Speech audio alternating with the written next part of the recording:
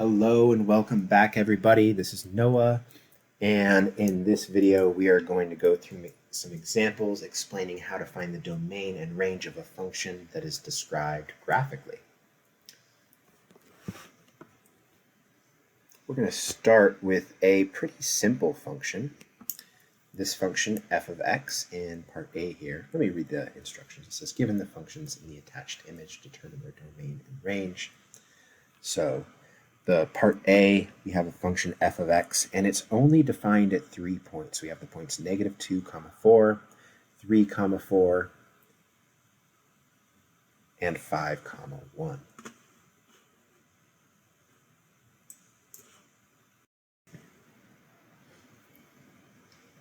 So as we look at this and say, okay, how do we interpret a function that is described graphically? We think of the x values as the inputs and the y values as the outputs. So there's not really any work to be shown here. We really just need to say, okay, for the domain, the x values of these points are the inputs. So the domain, since we only have these points and no lines connecting them, nothing else as part of this graph, the only inputs that work are -2, 3, and 5.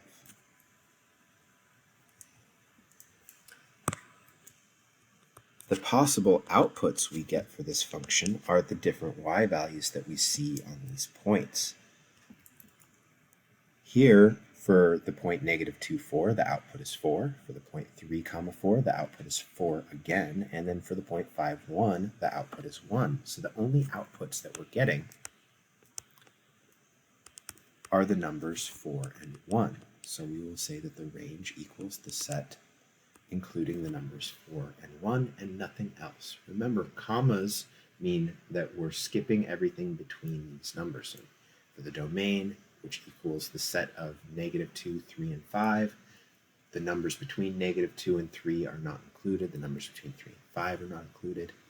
For the range equals the set of the numbers including 4 and 1 and nothing else.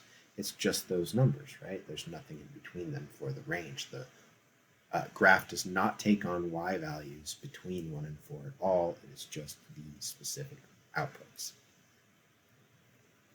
All right, let's move on to part B here, where we've got a line, and it's maybe a little hard to see, but there are arrows indicating that this line keeps on moving in both directions. So it moves to the left for forever, and it moves to the right for forever. And there's no gaps anywhere. There's no breaks in the line. It doesn't skip the decimal numbers or the fractions or any roots or any weird numbers. It's got them all there from left to right. One thing that I like to say is, what happens if I pushed this down onto the x-axis? If I smushed it onto the x-axis, well, then it would just be the entire x-axis. That shows us that the domain is the set of all real numbers, or the interval from -infinity to infinity. For the range, we're going to do something a little similar. We're going to say, okay, what are all of the y values?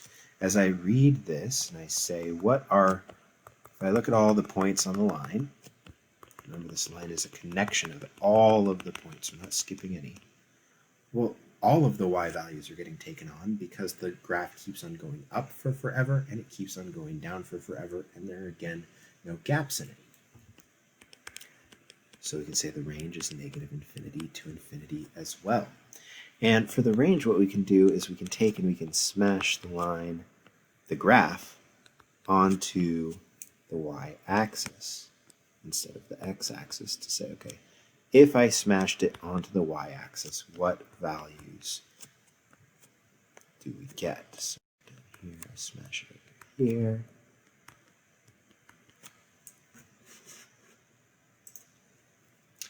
And when we do that, this line becomes the vertical line that keeps going up and down for forever. Right? So that's all of the y values are being included in that. Let's do some more. So this gets a little bit more interesting. Like these can get really interesting. We're not going to do anything too complicated with domain and range yet.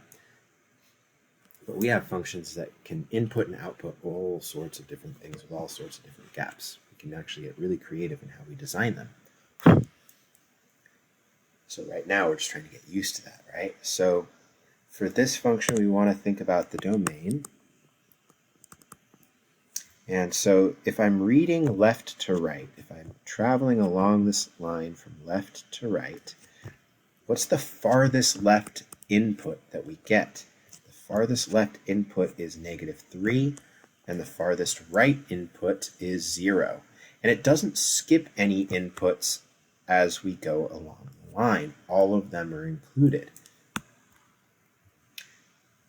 So the domain is all the numbers from -3 to 0. Let's note, though, that -3 is not included in the domain because of that open circle. So we're using that open circle to say that we can have all the stuff up to before that point, or up to that point, but not including that point. While on the right side, we have a filled-in circle. So this is saying we are including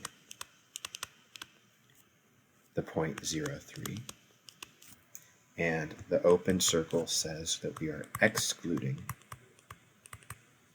the point -3, -4. Keep in mind that that doesn't mean that we know the previous point. There's an infinite number of points.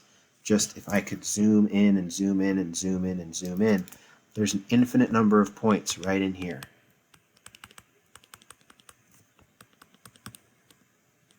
We're not just talking about whole numbers, we're talking about rational numbers, decimals, irrational numbers, all the numbers, right?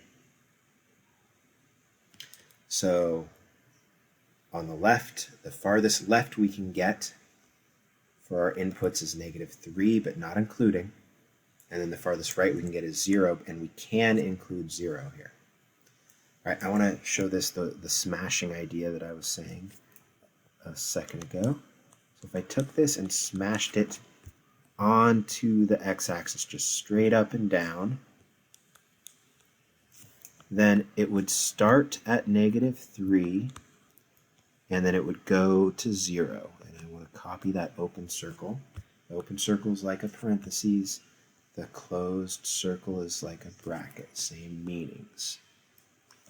And so there's our domain right there. If I smash it on the x-axis, see that domain is -3 to 0.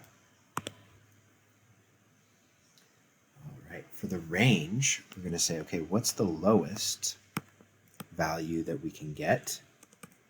It's -4, and we actually can't get -4, but we can get all the way down to -4. Right?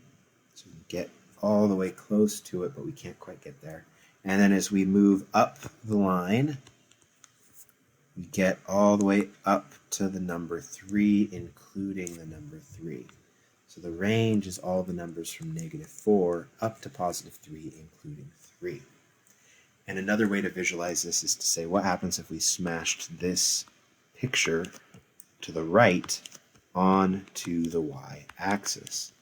And if I do that, we get the point 0,3 stays where it's at, and then the rest of the line comes down. We get an open circle at -4, and we get these numbers here. So I get this vertical interval.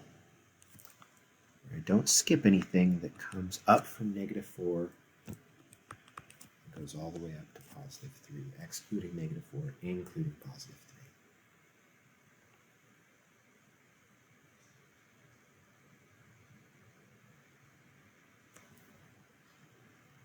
All right, one more here before we give you guys some to try out on your own.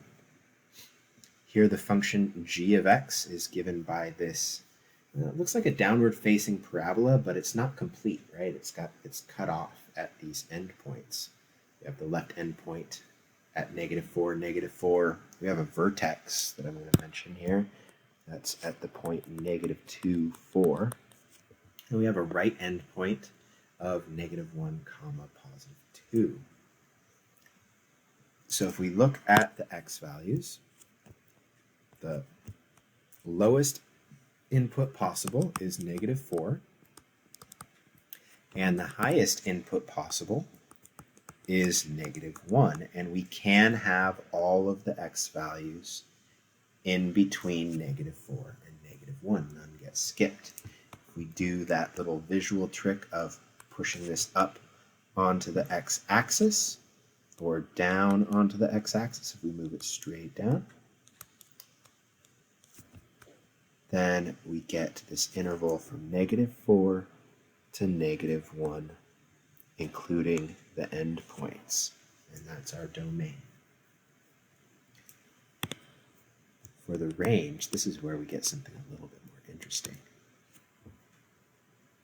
The smallest output is -4, right? This doesn't go below that at all.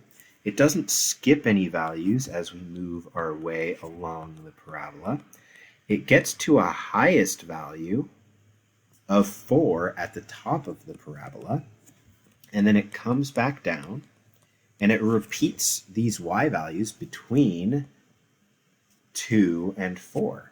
But just because they're repeated does not mean that we're going to restate them. The range doesn't indicate if something's repeated. It just indicates all of the possible things that we can get to at least once. So if I took all of this and smashed it onto the y-axis, you would get a point at 4, and then all of this stuff down here, like the duplication in here, right? Both of those smash together to just be a single instance when we push it onto the y-axis. Down at the bottom, we get a closed circle at -4, and everything between -4 and +4 is included. So the range is the interval from -4 to +4, including the endpoint values. All right, those are the examples we're giving to talk about finding domain and range graphically.